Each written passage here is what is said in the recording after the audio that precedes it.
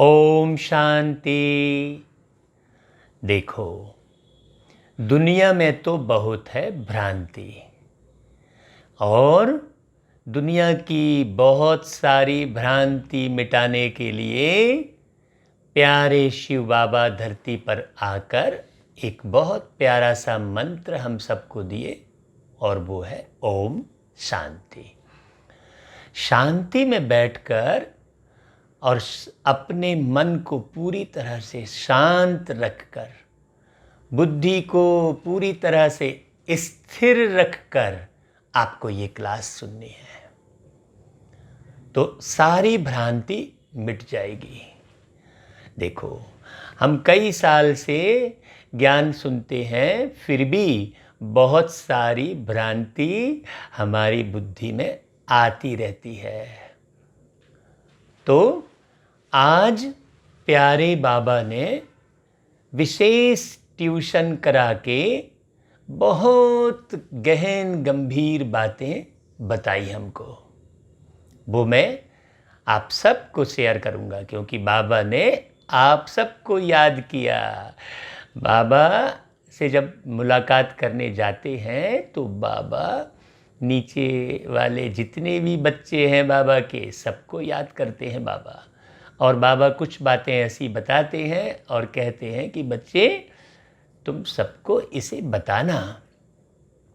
तो बाबा के आदेश प्रमाण हम आपको बहुत गहरी बात बताते हैं। देखो, हम सबसे पहले चलते हैं कृष्ण जी की ओर, है ना भाई। देखो, बहुत सी बातें ऐसी हैं जो क्लियर नहीं हो पाने के कारण हम पुरुषार्थ में ढीले हो जाते हैं। तो कृष्ण जी का जन्म कब होता है और वो कृष्ण जी नारायण कब बनते हैं, ये बड़ी समझने की बात है। कृष्ण जी का जन्म संगम युग में ही होता है ना भाई। जब प्यारे बाबा से आत्माओं का संगम होता है, बाबा परमात्मा और हम सब आत्मा, तो संगम पर ही कृष्ण जी का जन्म होता है। जितनी भी भक्ति मार्ग में जो कथाएं हैं वो संगम युग की निशानियां हैं। बस उसे ज्ञान में एकदम तीखे जाकर ही समझा जा सकता है। तो आपने देखा होगा कि नारायण के हाथ में मुरली नहीं है, लेकिन कृष्ण जी के हाथ में मुरली है। अच्छा, नारायण के सर के ऊपर मोर पंख नहीं है, लेकिन कृष्ण जी के सर पे मोर पंख दिखाते हैं। नारायण के हाथ में कोई माखन का गोला नहीं है, लेकिन कृष्ण जी के हाथ में गोला दिखाते हैं, मटकी दिखाते हैं माखन की। ये सब बारीक बात समझने की है।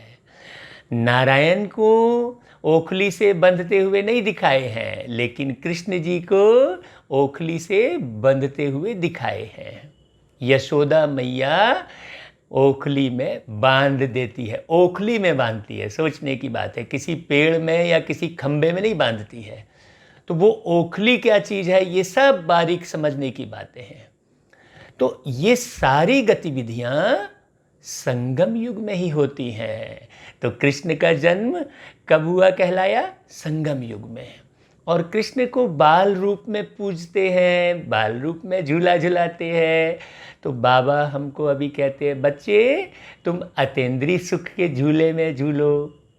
अभी एक बात बड़ी समझने की है, कृष्ण जी को बच्चे के रूप में पूरी बाल लीला करते हुए दिखाए हैं। पूतना आती है तो पूतना जो है जहर पिलाने लगती है कृष्ण जी को छोटेपन में, और उसे कंस भेजते हैं कि जाओ उस बच्चे को जहर पिला के मार दो। ऐसा करके कंस जो है पूतना को भेजते हैं। ये सब निशानियां इसी संगम युग की है। कैसे, उसे हमें समझना है। अभी तक आप लोगों ने ये सुना होगा कि सतयुग में कृष्ण जी का जन्म होता है। ये सारी निशानियां क्या बता रही हैं? ये सारी निशानियां संगम युग में ही कृष्ण जी का जन्म होता है, ये बता रही हैं। तो कृष्ण जी कोई आकारी शरीर को हम ना समझें। हाँ, जैसे बाबा की मुरली का पहला शब्द क्या है? मीठे बच्चे। तो बच्चे किसको बोल रहे हैं बाबा? आत्मा को। तो बच्चा कौन है? कृष्ण। बच्चे के रूप में कृष्ण को दिखाए हैं। तो इसका मतलब बाबा सारी आत्माओं को, जो भी बाबा की मुरली में मन लगाता है, बुद्धि लगाता है, मुरली के आधार पर अपने संस्कारों में परिवर्तन करता है, उसे ही बाबा मीठे बच्चे कह रहे हैं। मतलब कृष्ण रूप में हर एक बच्चे को देखते हैं बाबा। जैसे अभी कलयुग अंत में बेबी कहते हैं, मुन्ना कहते हैं, बच्चा कहते हैं, है ना, ऐसा अलग अलग है। और छत्तीसगढ़ी में तो और अलग शब्द है, टूरा बोलते हैं, है ना भाई। ऐसे ही सतयुग में जितने भी बच्चे होते हैं सबको कृष्ण कहते हैं। और वो कृष्ण का जन्म होता कब है? संगम युग में। संगम युग में कृष्ण का जन्म होता है और वो सतयुग में सारे बच्चे, जितने भी बच्चे होते हैं, सब छोटे छोटे बच्चों को सबको कृष्ण बोलते हैं। तो उसी की यादगार में अभी भी नन्हे बच्चों को कृष्ण ही बोलते हैं सब लोग। हाँ, मेरा तो कृष्ण कन्हैया, ऐसा करके दादियाँ जो है छोटे बच्चे को गोद में उठाकर खिलाती हैं, उसकी निशानी अभी है। तो कृष्ण कौन है और कब जन्म हुआ कृष्ण का? आत्म रूप में ही कृष्ण का जन्म इस संगम युग में हो जाता है ना भाई। तो जो ब्राह्मण बच्चा पूरे समय मुरली हाथ में रखा रहता है, आपने देखा होगा कि छोटे बच्चे कृष्ण के रूप में दिखाए जाते हैं और कृष्ण की बाल लीला में हाथ में वो सदैव मुरली ही रखे हैं। वो 7 छेद वाली मुरली छोटे बच्चे को दिखाते हैं कृष्ण जी के हाथ में। तो मुरली हाथ में, इसका मतलब भाई आत्मा का हाथ तो है नहीं है, तो मुरली हाथ में मतलब बुद्धि में सदैव मुरली का ज्ञान बिल्कुल मनन चिंतन में होता रहे, बुद्धि में घूमता रहे। बाबा कहता है कि बुद्धि में ज्ञान निरंतर टपकता रहे तुम्हारे। तो जिस ब्राह्मण आत्मा की बुद्धि में मुरली का ज्ञान निरंतर रहता है, तो बुद्धि रूपी हाथ में मुरली का निशानी दिखाई है कृष्ण जी के छोटे बच्चे के रूप में। अब आप अच्छे से समझ लीजिए कि कृष्ण जी का जन्म कहाँ हो रहा है। हाँ, अभी आप बहुत अच्छे से गौर कीजिए कि आप जैसे ही बाबा के बच्चे बने, तो जब तक आपको समझ में नहीं आया तब तक आपका कृष्ण के रूप में जन्म नहीं कहलाया। हाँ, जो 84वां जन्म कहते हैं वो एक्चुअल में 84वां जन्म कृष्ण जी ही है। अभी हम सोचते हैं ब्रह्मा बाबा ही कृष्ण के रूप में हम देखते हैं ब्रह्मा बाबा को। नहीं, एक कृष्ण की बात नहीं है। जैसे बाबा कहते हैं गीता में कि एक अर्जुन की बात नहीं है। जब एक अर्जुन की बात नहीं है तो फिर एक कृष्ण की भी बात नहीं होगी, सीधी सी बात है। तो आप अभी इस संगम युग में कृष्ण बने हैं। जैसे कृष्ण कन्हैया की लीला में दिखाते हैं कि उसे कहीं भी तृष्णा नहीं है। हाँ, तो आपके अंदर अगर तृष्णा बची है तो अभी आपका संगम युग में कृष्ण के रूप में जन्म नहीं कहलाएगा। आप देखते हैं कि मोर पंख कृष्ण जी के मस्तक पर है, तो मोर पंख है पवित्रता का प्रतीक। जब आप बाबा के बने तब से लेकर आप पूरे ज्ञान मार्ग में, चाहे वो 1 साल से ज्ञान में चल रहे हैं, चाहे वो 20 साल से चल रहे हैं, 25 साल से चल रहे हैं, माने पूरे समय आप पवित्र रहे हैं। हाँ, तभी कहलाएगा कि आप कृष्ण के रूप में आपका जन्म हो गया है। हर एक आत्मा का संगम युग में कृष्ण के रूप में पहले जन्म होगा, तभी वो नारायण बनेंगे। ये बड़ी गहरी समझने की बात है। अब मोर पंख दिखाते हैं सर पे, तो वो पवित्रता का प्रतीक है। यदि आप पूरे पवित्र हैं, पवित्रता मतलब केवल ब्रह्मचर्य नहीं, पवित्रता मतलब आँखों की पवित्रता, कान की पवित्रता। हम निंदाचारी सुन रहे हैं बड़े अच्छे से कान लगा के, तो वो कान अपवित्र हो गया, तो वो कृष्ण का जन्म आपका नहीं कहलाया। है ना भाई। आंखें कहीं डूब रही हैं किसी वैभव में, हम किसी के यहाँ गए, मान लो कोई सेंटर पर ही घूमने गए हम, या किसी के घर पे हम घूमने गए और हमको उनके वस्तु व्यक्ति वैभव आकर्षित कर रहे हैं और मन में ये आ रहा है कि हाँ मैं भी ऐसा ही वाला सोफ़ा लूँगा, मैं भी ऐसा ही वो करूँगा।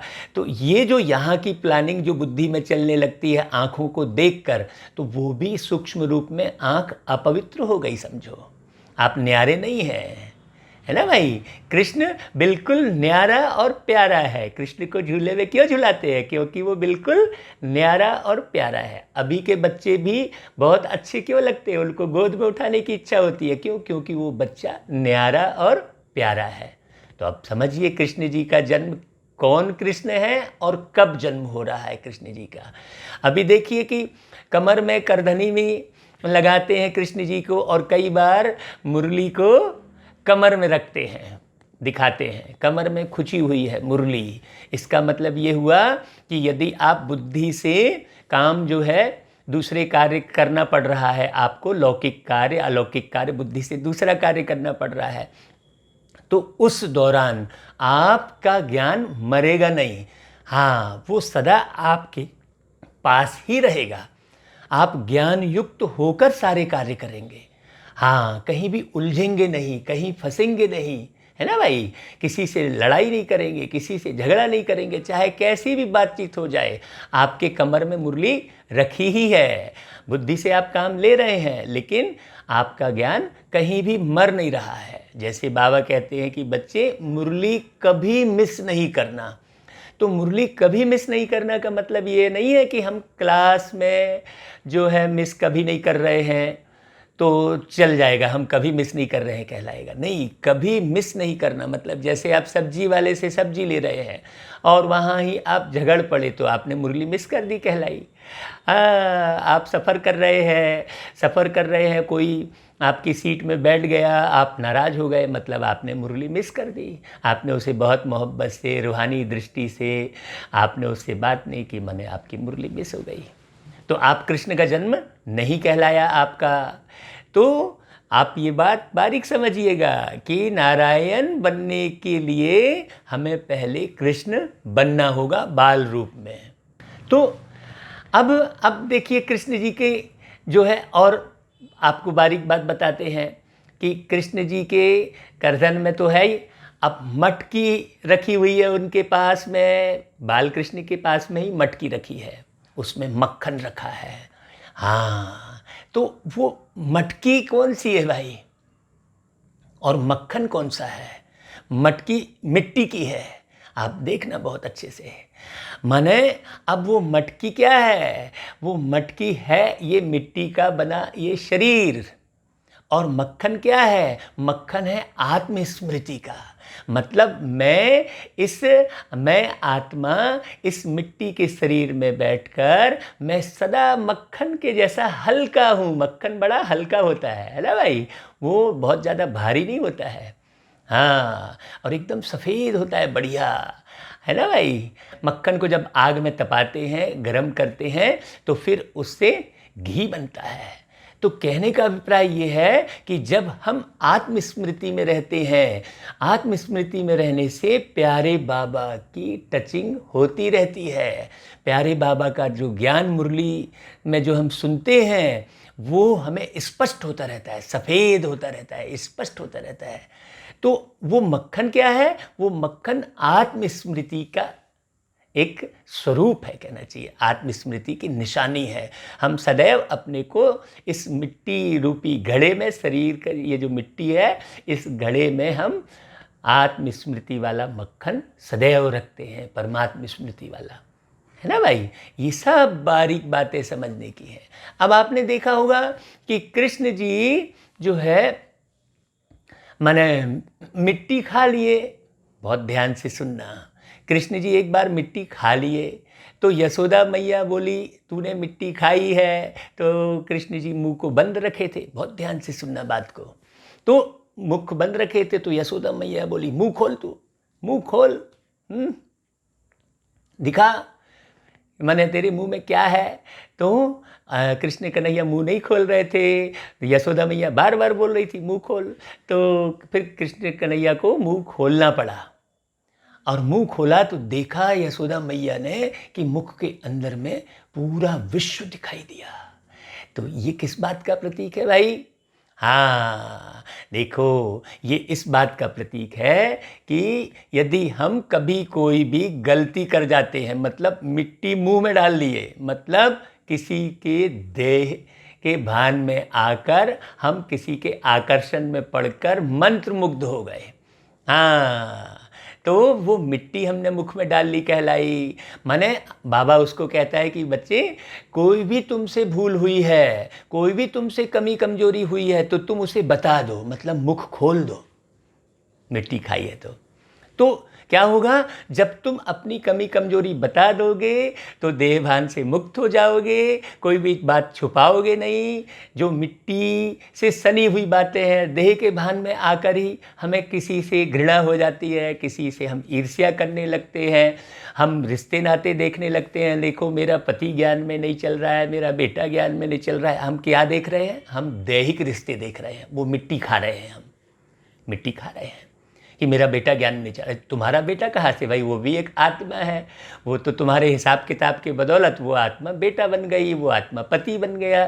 ये बड़ी बारीक समझने की बात है।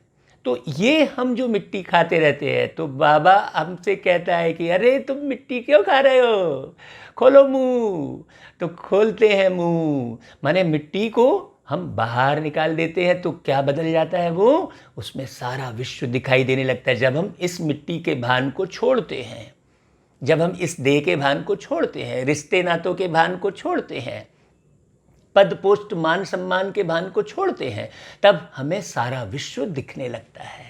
हाँ, तब माने वो मुंह में जो गोला है, वास्तव में इसी मुख से बहुत सुंदर दुनिया का निर्माण होता है। यही मुख है, मुख से जो हम बोल निकालते हैं, जो हम सत्यता वर्ण करते हैं और हमेशा सच्चाई से ही हम बात करते हैं, तो ये जो मुख है, ये पूरे विश्व के निर्माण के लिए काम आता है। हमारी वाणी ऐसी चलती है जो सारे जगत के कल्याण के लिए, जो वो वाणी बहुत एक ज्ञान की गंगा के रूप में बहने लगती है। ये कृष्ण जी का पूरा स्वरूप है। तो ऐसा यदि आप ज्ञान में चलते हुए स्वयं को संगम युग में कृष्ण बना रहे हैं, तब तो वो बाबा की मुरली का पहला शब्द सार्थक होगा, जो बाबा कह रहे हैं मीठे बच्चे। बच्चे ही बोल रहे हैं, तो हमें बच्चे बने रहना है। कैसे बच्चे बने रहना है? कृष्ण जी के जैसे बच्चे हमें बने रहना है। यदि हम कृष्ण जी के जैसे बच्चे बने रहेंगे तो क्या होगा?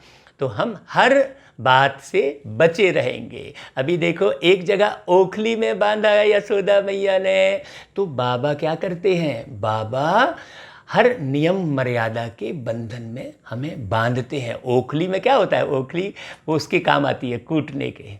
ओखली से बहुत सारी चीज़ें वो बनाई जाती हैं। तो कहने का मतलब ये है कि हम ज्ञान को इतनी बारीकी से अध्ययन मनन करें, इतना कूटें, माने इस शरीर को इतना कूटें। उसी को दिखाया है कि चित्रकूट के घाट में भई संतन की भीड़, और तुलसीदास चंदन घिसे तिलक देत रघुवीर, ये कहा है ना भाई? तो हम अपने इस देह के भान से इतना मुक्त हो जाएं, इस चित्र को कूट लें, हाँ, तब हमें वो भगवान का घाट समझ में आएगा। तब चंदन घिसे, मतलब तुलसीदास चंदन घिसे का मतलब क्या हुआ? कि हम तुलसी के समान बनकर, तुलसी जो है बहुत सारे रोग निवारकों में काम आती है, तो यदि हम तुलसी के समान अपने गुणों को बढ़ाते हैं, अपना व्यवहार बनाते हैं, तो बहुत सारी विषय विकारों की बीमारी हमारे से खत्म हो जाती है और हम ज्ञान का चंदन ही घिसते हैं और गुणों की खुशबू से भरपूर हो जाते हैं। तब तिलक देत रघुवीर, तब भगवान जो है रघुवीर, मतलब तब आप स्वयं को तिलक दे सकते हैं। तो ऐसे बड़ी गहन गंभीर बात आपको क्लियर हो रही होगी। तो अब सभी बाबा के बच्चे कृष्ण बनने का पुरुषार्थ करें, क्योंकि अब कृष्ण का जन्म हो गया समझो। आपने ऐसा पुरुषार्थ किया तो संगम युग में कृष्ण आ गया समझो, है ना भाई। अभी आप ये कहते हो कृष्ण आएगा, कृष्ण आ रहा है, बाबा ने एकदम क्लियर करवाया कि कृष्ण तो तुम ही हो, नारायण तो तुम सतयुग में बनोगे। भाई सतयुग कब से कहलाएगा? जब नारायण का तिलक होगा, जब बड़े हो जाएंगे तब से सतयुग शुरू होगा, है ना भाई। राज तिलक होगा, उसे कोरोनेशन डे के रूप में मनाते हैं। ये सब बाबा ने मुरली में कहा है। तो हम आपको अपना परिचय छोटा सा देते हैं कि मैं आपके सामने अनमोल मणि बोल रहा हूँ और हम निरंतर मुरली पढ़ते ही रहते हैं, गढ़ते ही रहते हैं। ये हमारे स्वभाव में समा गया है, आदत बन गई है। मुरली के बिना एक सेकंड भी अच्छा नहीं लगता है। तो आप बस केवल 3 बातें फाइनल ध्यान रखिए कि बाबा, मुरली और मधुबन। कृष्ण जी को कहते हैं मधुबन में राधिका नाची रे, ऐसा करके कहते हैं ना। तो हम जब राधिका, राधा यानी राम के गुणों को धारण करने वाले, कौन से राम को? वही शिव परमात्मा निराकार राम के गुणों को धारण करने वाले। जब हम राम के गुणों को धारण करते हैं तब हम हमेशा मधुबन की स्मृति में रहते हैं। तो वो मधुबन देखो, पांडव भवन माउंट आबू की भूमि पर है। और आप वही 3 चीज़ें याद रखिए, बाबा, मुरली और मधुबन। अभी आप इधर उधर भटकना बिल्कुल टोटल बंद कर दीजिए। हाँ, बाबा को बुद्धि से याद कीजिए, परम धाम में याद कीजिए, कभी बाबा को अपने पास बुलाकर याद कीजिए। ऐसे आप बिल्कुल ऐसे कृष्ण बन जाएंगे। फिर उसके बाद सतयुग आने में जरा भी देरी नहीं होगी। फिर मिलेंगे ऐसा ही सूक्ष्मता लिए हुए गुह्य ज्ञान के साथ। हम आपकी से पुनः मिलेंगे। हम इसी तरह से आप ये चैनल अनमोल मणि के नाम से जो चैनल है, आप इसे कोई दूसरा बाहर का चैनल मत समझिए, और ये बाबा का ही चैनल है। और हमारे माउंट आबू से ही हम जुड़े हैं। हमारे बड़े बेटे माउंट आबू में पूरी तरह से समर्पित हैं, मीडिया डिपार्टमेंट में हैं। और हम पूरे परिवार माउंट आबू की धरनी से, प्यारे बाबा के घर से बहुत गहराई से जुड़े हैं। केवल बाबा के ज्ञान को बाहर वालों को भी क्लियर करने के हिसाब से ये अनमोल मणि चैनल बनाया है। तो इसमें हम रोज़ मोटिवेशनल मुरली रोज सुनाते हैं, अर्थ सहित, भावार्थ सहित। एक एक शब्द का अर्थ प्यारे बाबा से पूछ पूछ कर हम आपको बताते हैं। तो वो मुरली आप जरूर सुनिए। आप ये ना सोचिए कि ये कहाँ से प्रसारित हो रही है और कौन सुना रहा है। और हाँ, आप अपने इस प्यारे से बाबा के चैनल को ज़रूर सब्सक्राइब कर दीजिए, ताकि मेंबर बढ़ते चले जाए और सबके पास बाबा की मुरली घर घर पहुंचती चली जाए। और हाँ, आप ये वीडियो ज़्यादा से ज़्यादा लोगों तक भेजने की भी सेवा करें। क्यों?